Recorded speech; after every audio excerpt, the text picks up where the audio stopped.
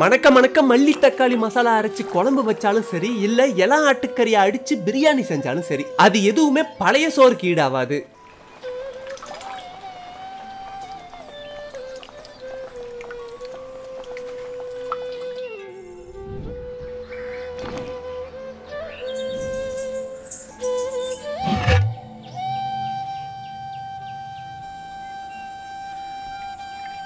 சாப்பிட்டது போக மீதி இருக்க சோறை வீணாக்காம தண்ணி ஊத்தி ஊற வச்சிருவோம்.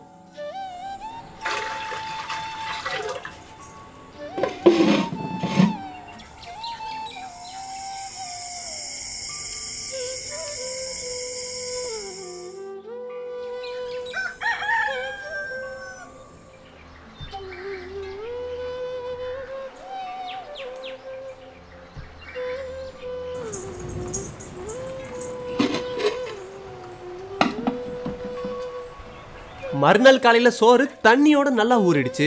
அதை தேவையான அளவு எடுத்து ஊற வச்சிருந்த தண்ணியவே சேர்த்து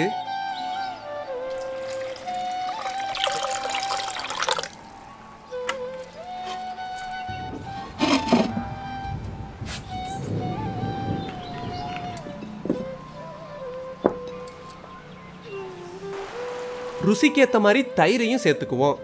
சிலருக்கு தயிர் ஜாஸ்தியா இருந்தாதான் பிடிக்கும், சிலருக்கு தயிர் கம்மியா இருந்தாலும் பிடிக்கும். இதை தயிரே சேர்க்காமலும் சாப்பிடலாம். உரப்புக்கு ஏத்த மாதிரி உப்பு சேர்த்து கலக்கி விட்டுருவோம்.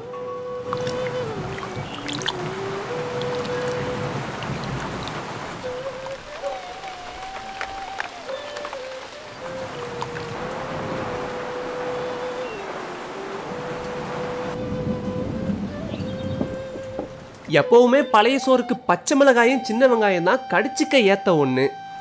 அது போக வடுமாங்காயோ மோர் மிளகாயோ இல்ல ஊறுகாயோ எது சேர்த்துக்கிட்டு பழைய சோத்து கூட சாப்பிட்டாலும் பக்காவா பொருந்தும். நீங்க பழைய சோறு கூட எதை சேர்த்து சாப்பிட விரும்புவீங்க? அதை மறக்காம கமெண்ட் செக்ஷன்ல பதிவு பண்ணிருங்க.